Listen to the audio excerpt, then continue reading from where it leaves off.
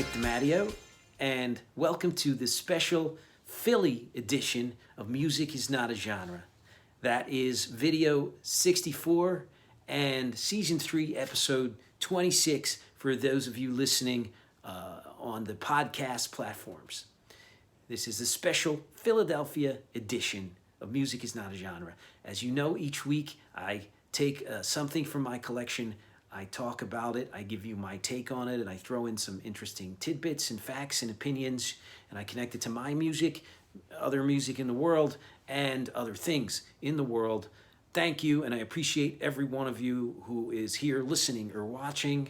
If you are reading and clicking the links, that's wonderful as well. If you're a Patreon patron, especially thank you from the bottom of my heart. If you're commenting, I love comments and any kind of feedback whatsoever. That's part of the reason why I do this, as you know. So thank you, as always, for that. Let's get to the actual topic. And the topic this week is Love at the Crossroads, G Love and Philly's Special Sauce. And so, as you can see, for those of you on video and for those of you who aren't on video, I will describe what's in front of you. There are 3 CDs on top of my Victrola from the band G Love and Special Sauce. And that's why I called this podcast by that name. And what I'm going to talk about today has to do with why Philly is such a great music town and why it's so different from New York. Those are the 2 cities that I have the most experience in, so it's easy for me to talk about that. And also, many Philadelphia artists, some of whom you may not have known, have come from Philly. We're going to talk about that too. And of course, G Love and some other things. And with that introduction, I'm going to do my best to come out of my Philadelphia accented voice and back into my normal podcast voice with that slight transition in the middle of the announcer guy, because to be honest, my voice does still have a Philly tinge to it. I think it always will. Philly, South Jersey, that thing. And yes, I haven't lived there for over 20 years. I've lived here in New York City, but we're always from the places we're from, no matter how far away we get. There are parts of us that will always be a part of those places and vice versa. What I've always found interesting about the Philly accent is because I'm from there, it's very close to my heart. So, and it's close to my ear. So I can hear a Philly accent a mile away. I can even tell the difference between a Philly and a Baltimore accent, which are very, very close, actually. We don't need to go into the differences. But because it's a common thing. When things are close to you, they're harder to see, harder to hear, things like that. It's harder for me to get into a Philly accent than it is a New York accent, because a Philly accent I have to slide back into, I have to ease into, I have to do less work, I have to relax. And so much of acting and some of music and podcasting and public speaking in general is about enunciating and using your muscles and your mouth properly and the production of your voice and things like that, and don't get too nasal, etc., etc. So you're doing extra work to have a different voice. When I do a Philly accent, it's trying really hard to do no work, which is not as easy as you would think. Whereas when I'm doing an accent that I put on that was foreign to me growing up, let's say a New York accent, I can do a New York accent, I can do all different regions of New York, even if I wanted to.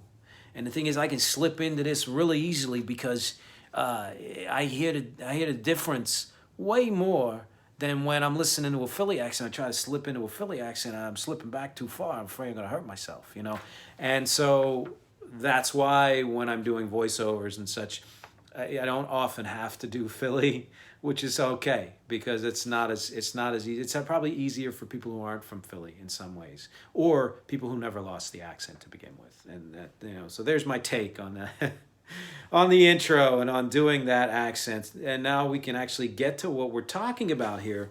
So yes, I'm from Philly. I was born there. I lived there a while, and I lived in the area for a couple of decades. Grew up there. I still have family there. My dad was born there in 1941 and lived in that city for 30 years and has lived in the area his entire life.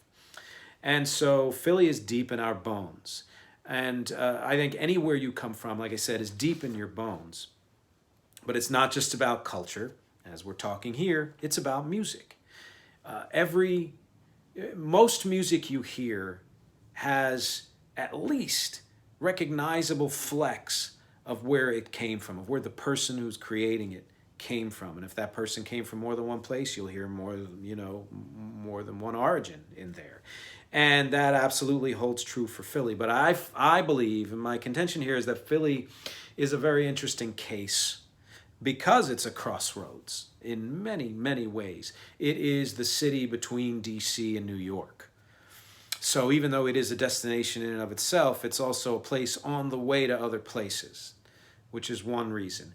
A second reason, and then the thing I wrote in the text, if you read below, is that I think the biggest difference between New York and Philly is the word pressure.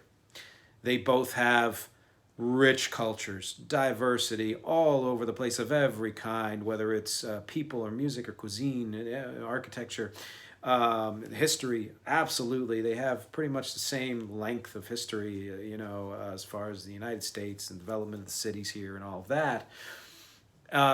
So you would think there'd be more similarities in terms of how the people are, accents and the attitude of the culture and stuff like that. But that's really, I think, where they differ. In New York, you can be anyone you want. You can come here and do anything you want. But you have to prove to the city that you're worth paying attention to. And I mean that in kind of the macro sense. Want a career, you keep proving that you're worth looking at because there are so many other people here doing it for one reason, but also because there's a real sense of, kind of leaning back, arms folded, like show me what you can do, baked into the culture. But I also mean it in the micro sense, in that when I've played in clubs all over the place, but mostly in the corridor here from Philadelphia to New Jersey to New York, and you can feel a difference when you go down the New Jersey Turnpike and play the different venues in attitude, in that when you're in New York or close to New York, you're lucky if people you don't know are paying any attention to you, if you're doing music that they don't know. And you might say, oh, yeah, sure, of course. If it's originals, they're hard to sell. And they're harder to sell than covers, yes. But, and this is a big but, and I don't think Philly is alone in this, the closer you get to Philly, the more you find people actually pay attention and listen and want to discover what you're doing. They want to be exposed to something new, and they don't need you to prove that you're worth listening to. You have to be good, of course, and to some degree, but they don't need you to be like, why should I listen to you more than somebody else? They appreciate the value of going to a venue and hearing music, and hearing new music even. And I can tell you that even though I've gotten great responses in most places I've played, the response in Philly is so warm and so inviting and welcoming, and it almost sounds like a small town, and there is in some ways, a small town, sense of feeling and mentality. It was stuck inside a big city, the 5th or 6th largest city in the nation. And that's a wonderful mix, because you get that urbanism and the city life, but you also get that kind of welcoming family, true to its name, the Greek word, Philadelphia, city of brotherly love. You really, really do get that. And what that does for music is this. On the surface, just categorizing, when I moved to New York, I was shocked at how bad New York radio is. You can find some college stations and underground stations that play some good stuff. And yeah, I'm talking about radio. I don't care. I know everybody streams, but there's a reason, because radio is terrestrial just the way people are. And there's a longer history for radio. Whereas I can go back to Philly and still find better stations there, even though radio in general is worse than it used to be. And that again also holds for venues. It is a lot easier to find more welcoming venues for original music in Philadelphia, South Jersey, than it is in New York and North Jersey. and the fans, like I said, the fans themselves are more inviting, and that's that's the surface. That's the kind of the mechanism of all of that. As far as the music itself, this is where it gets really interesting for me. The both places, again, a lot of diversity, a lot of influences, a lot of cultures within each city. But in New York, what I've found is that people need to categorize. They have to put you somewhere. So you are, post rock, or you're electro dance, or whatever. That I think they take their genres more seriously. And what's interesting to me is there's so much creativity here, and Brooklyn is particularly famous for being a hotbed of bands, artists of many kinds in the last 20 years. And they've come up with some eclectic stuff. But, so much of it is very, very restricted and homogenous. It's almost as though the absolute freedom is too much. That to live in New York and have absolute freedom is too much. So if artists self-impose these restrictions. And I don't think it's just artists. I think, again, living here, you're under pressure. And that pressure creates, I think, more walls. It creates more strictures. And so the music, while, give any good band from New York and you'll hear more than one influence, is, again, pretty homogenous. It really has kind of, you're that style, that's your sound. Your electro pop with musical theater, that's you. That's everything you do, period, boom. You're done. And I think that applies across the board, with the possible exception of hip hop, because hip hop is its own engine that has just found its way. And both Philly and New York are huge birthplaces of hip hop. And that's not what we're going to get into in this episode. But I think that's really the big exception. Otherwise, there's a homogeneity to a lot of New York music within each of their own categories. Whereas in Philadelphia music is often hard to categorize, which is, as is something I love. Music is not a genre. So when I listen to a band from Philly, and out of nowhere, in a type of music that shouldn't have a mandolin or a banjo, and you hear that, or all of a sudden, and this is something I find true with most Philadelphia music, and this talk about being in the blood, most Philadelphia music is inherently funky, and it doesn't matter if it's straight up folk or pop or rock or metal, any of that. There is just an inherent funkiness to Philadelphia music. Now listen, a lot of New York music is funky, but not all of it. There's a different rhythm here that's almost more like techno. It has that kind of like strict city life rhythm to it that's very four on the floor, whereas Philly slides and moves a little bit. And even though it is a northern city, you can hear southern elements. You can hear elements from the West, even in the accent. There are certain crossovers in the accent that sound like California, Southern California, things like that. And because there's so much less pressure, that's where a lot of artists and Broadway shows and legit stage shows would go to hone themselves, hone the craft, hone the show, really get things going before going to New York to really debut and really try to conquer the city and kill it. There's Philly allows you to breathe. It allows you to be whatever you are without having to say, well, wait, you have to tell me what you're doing. I can't like it unless you tell me what you're doing. You have to put a name to it that makes sense to me. Philly doesn't care about that. If what you're doing is good and they like it, you get applause, you get appreciation. And I've found that on Philly radio. I've found it in Philly venues, fans, the whole thing. And in fact, if you're an artist out there looking to get started, I'd recommend starting in Philly. I really would, because it's close enough to New York where you can go up, and that's what I did before I moved here. I would go up and play whenever I wanted to, or see other bands, really get a feel for the city. But then you go back to Philly, and you can play almost wherever you want, more or less, and get a good response. Feel welcomed. And what that does to the music is that amalgam is created that you can't get anywhere else. So you have artists like this week's artist, G Love and Special Sauce, who combines hip hop, funk, psychedelica, folk, blues, soul, alt rock, all in one. And some songs emphasize one more than others, but so that's hopefully the case for any good artist. But it's all in there, and it hit. His band hit a certain cultural point where that kind of sound was accepted, and then it kind of fell by the wayside. Even though career-wise, they've been going strong for almost 30 years. Just put out an album in 2020, as a matter of fact.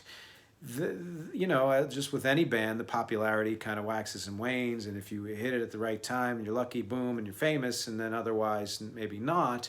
And that's the other thing I think about a lot of Philly artists, is that they kind of do what they want for pretty much their entire careers. They don't feel pressured to conform to any one trend or anything. And look, again, that's the case with a lot of artists in the world, but you can't say that about every city in the world, about every culture in the world.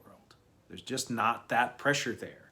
And that has created artists as, I have a list of artists here, and the diversity, not just, the list and how diverse the list is and the types of music and the eras and all of that, but even within many of these artists. The Roots, perfect example.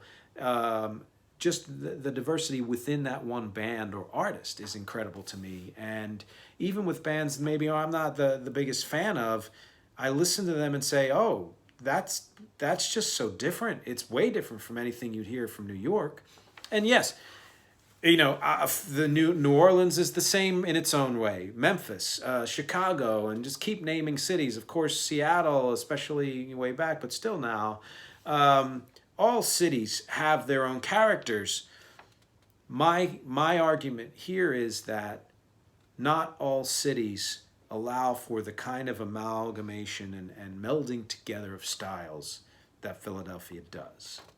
And that's how you have an artist like G Love and Special Sauce. That's how you get something like the Philly Sound or Philadelphia Soul. Philly Soul, Philly International Records, Gamble and Huff, who took funk and added and soul and a danceable beat and added the orchestral strings, lush strings and percussive horns, and are often credited with creating disco, like proto-disco, morphing into actual disco music, but certainly much wider than what we think of as standard pop disco music. That kind of amalgamation couldn't have happened anywhere else, is my contention. You get a band like Hall & Oates, who started out as kind of folk rockers and wanted to add in their soul and funk and pop and all of that. And through the 70s developed it until they became the hits that they were in the late 70s and 80s, even though they had a couple hits earlier. That's a band that couldn't have grown anywhere else. Even more recently, I was surprised, so many artists that I know are from Philly. There's this fairly new guy, Lil Uzi Vert, who is from Philly. And one of the things he's famous for is having a really distinct style. It's not just that he's good with beats, he's good with rhymes, the lyrics and all that, but that he is often called emo rap, lo-fi, rap rock. And when I listened to his more recent album, I was thrown at first, partly because I didn't know how to classify it. And, again, the end result is that's freaking great. That's how all music should be. Not all. And some music, good music can be whatever it wants to be, even if it's as strict as, as possible. I was listening to a New York band recently called I Don't Know How, But They Found Us. And they are pretty structured in their style, but let me tell you, I loved that album. I loved the couple of albums that I listened to, as a matter of fact, and the recent single. Great. Oh my God, so amazing. But as you know, I tend to gravitate towards things that are more eclectic, and almost all of Philly music has a degree of eclecticism in it. And that's absolutely true, like I said, for G Love and Special Sauce. They started in 1992. Garrett Dutton is G Love, and put out their first album in 1994, eponymous album. They had a minor hit called Cold Beverage, which I still hear the phrase, stick it in the fridge, stick it in the fridge. It's just a fun song. And again, they had that, you know, they were one of the few bands who were doing kind of a hip hop thing, again, with mixes of other music, but with live instruments. Which, if that reminds you of any other band from Philly, The Roots, I will talk about them later, and it's absolutely true. Then they put out another album after that. The name is escaping me, in 96, and then, I believe in 96, 97, they put out this album here, Yeah, It's That Easy, and that's when I really started to get into them more. And, you know, Stepping Stone was the big hit from that, but the second song from the album, I-76, start with that one. You're going to get a kick out of that, especially if you know anything about Philadelphia. It's a pretty awesome song. 2 years later, in 99, they put out Philadelphonic, which just the name itself is awesome. Pretty cool thing on the back there. For those of you listening on audio, go ahead and look it up, G Love Philadelphonic. And then in 2001, they put out Electric Mile, which was the last album they put out for a while. G Love went on and did, I think, 3 solo albums, something like that. And then they came back together several years later and have been putting out albums ever since, culminating so far in their 2020 album, which I think is really cool. I recommend starting, though, with Yeah, It's That Easy, or their first album, G Love and Special Sauce. So go with one of those and then take it from there. Coast to Coast Hotel or Coast to Coast Motel, one of those that's the name of their second album. I should have written it down. Look at all these notes. That's kind of a good rundown of G Love. If you like what they call these days indie hip hop, look them up. It's a very distinct kind of, again, rootsy hip hop in its own way, with, again, funk, psychedelica, and all that stuff. Blues, a lot of harmonica, and some soul, and absolutely they fit quite well into the alt rock category in the 90s when they were most popular. But let me get to this part of the podcast, because this is the kind of thing that always excites me, and I hope you get into it too. If you're as obsessive as I am about music, then you like lists every now and then, maybe not all the time. And here is a list in rough chronological order of bands, artists who were either from Philly or became famous in Philly or from the Philly area. Some of these you know already, some of these you might be surprised. So starting back 1950, we'll take it from there. I'm sure there were some before then. That's as far back as I went. But please comment and tell me any other Philly artists you know that you feel deserve recognition. Can be your band if you're from Philly. That's great. The Four Aces, Danny and the Juniors. And then you have the triumvirate, Frankie Avalon, Fabian, Bobby Rydell, the Teeny Boppers, who were all friends. And they were also friends with a guy named Chubby Checker. Let's do the twist from Philly. All of those guys were friends with a guy named Nicky DiMatteo. And not me, that's my dad.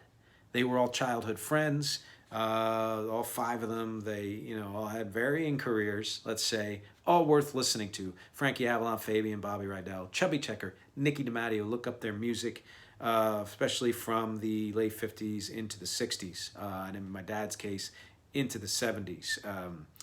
McCoy Tyner, famous jazz pianist from Philly. Todd Rundgren started the band Nas, and then, of course, had his own solo career since forever, from just outside of Philly. Jim Croce is a South Philly Italian, like half of my family, like my dad's family. South Philly Italian, the folk singer-songwriter from the 70s, Jim Croce, is a South Philly Italian. Hall & Oates, as I mentioned.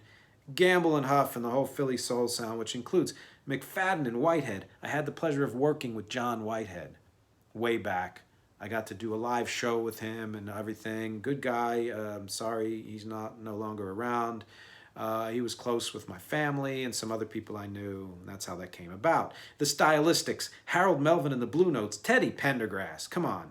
Sister Sledge, the Delphonics. Sister Sledge, We Are Family. Frickin' Philadelphia band. Patti LaBelle. Yeah, Patti LaBelle, right? One of the greats. Joan Jett. Joan Jett is from just outside of Philly.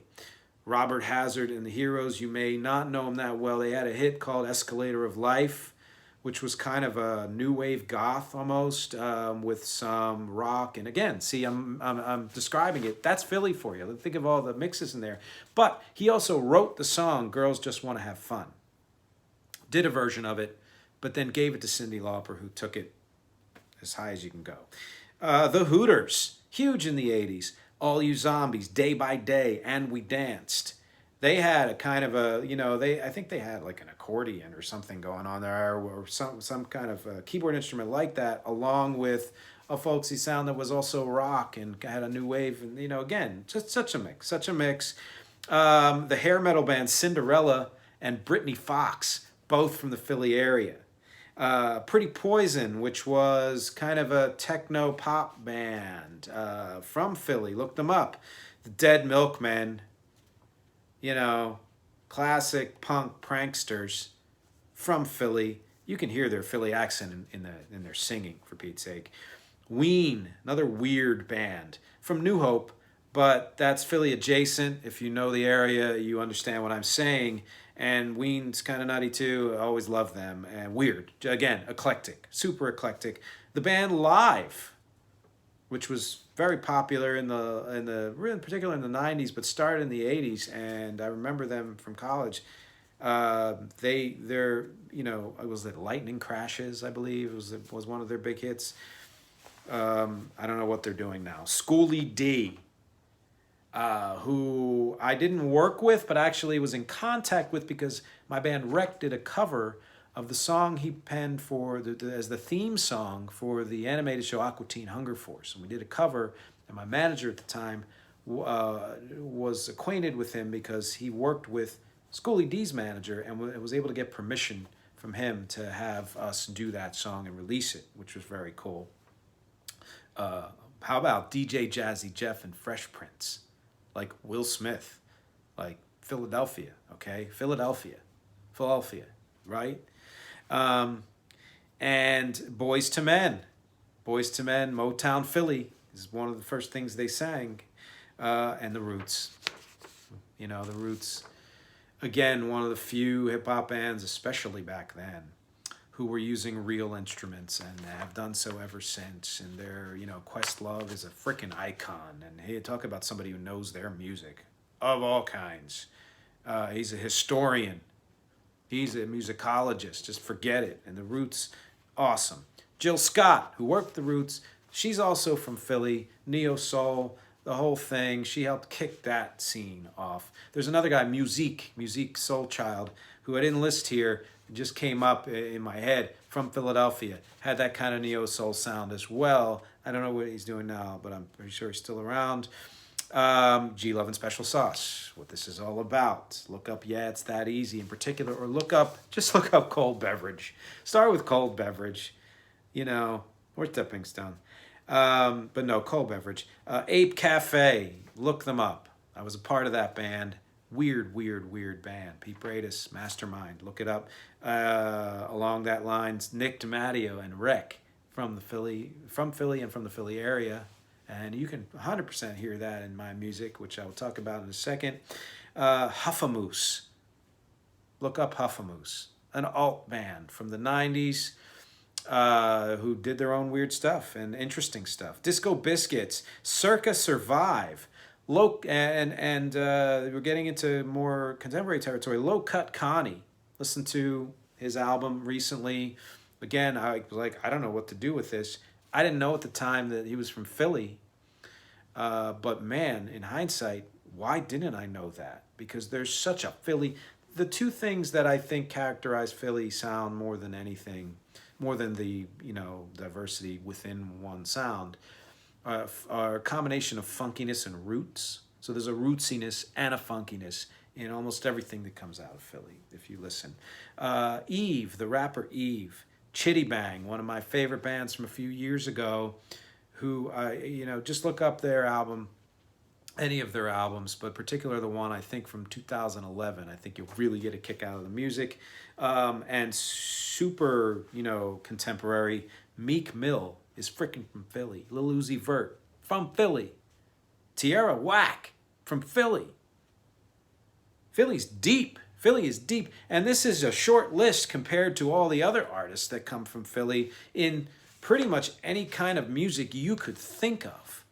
I mean, when you have a list that goes from, Jim Croce to Tierra Whack, then and everything in between, you're talking about a town that takes all comers and lets them do whatever they want, and then also says, hell yeah, we love it. Love is in the freaking name of the city. And yes, that city is in me. Everything I do, no matter what I do, no matter how I go in one direction or another by choice. And again, I think all Philly artists, something they have in common is they always do what they want, apart from any outside influences. True for many artists, but I think doubly true for anyone from Philly. You'll hear that in everything I do. So my recommendation, the link that I have there near the bottom, is to a playlist I have on Spotify called the Semi-Complete Nick DiMatteo. It has all of my officially released solo work, all of my officially released work from Rec, my band Rec, all of the officially released songs from my production team, The Drop. It's all the stuff I guarantee you'll hear. Eclectic music for sure, but if you compare that to other music from the Philly area, you will hear connections. You will 100% hear connections. Do you have any ties to Philly music? Do you know anybody from Philly? Do you have any connections to Philly at all? Do you have any favorite artists who are from Philly? Or favorite actors like Kevin Bacon, or Tina Fey from Philly, from the area? Did you know that so many famous people came from Philadelphia? There's a lot of famous people that come from New Jersey, like Bon Jovi and Bruce Springsteen, Frank Sinatra, and all that. Philly is not often mentioned the way that even Jersey is, and especially not New York. Way longer list than what I have here. Do you remember G-Love and Special Sauce at all? Are you enough from that era, or do you know their new stuff even better? That would be cool. I'd love to hear from you about that. What other areas of the country do you feel are as fertile a ground for music mixing as Philly? Not music, a lot of fertile grounds for music in this country. New Orleans is one of my top favorite cities. Absolutely, I don't know if I'd live there forever, but I'd live there for a time, because everything about that city, the music and the food, you hope that economically it will be supported more, but as far as culturally, amazing. And I think that is one of the other cities that has that kind of amalgam going for it, because it is a crossroads. It's always been a crossroads. But not every city is like that. What other city do you think deserves that distinction of being a crossroads that creates amalgams of music that are unlike anything anywhere else? The way Philly is. I want to hear from you. I want to know your opinions on all this stuff. And I said a lot. Pick something and tell me about it. Tell me what you think, because as always, my objectives here are music, conversation, and connection. Thank you. This has been the Philly edition of Music is Not a Genre, and I'll see you next time.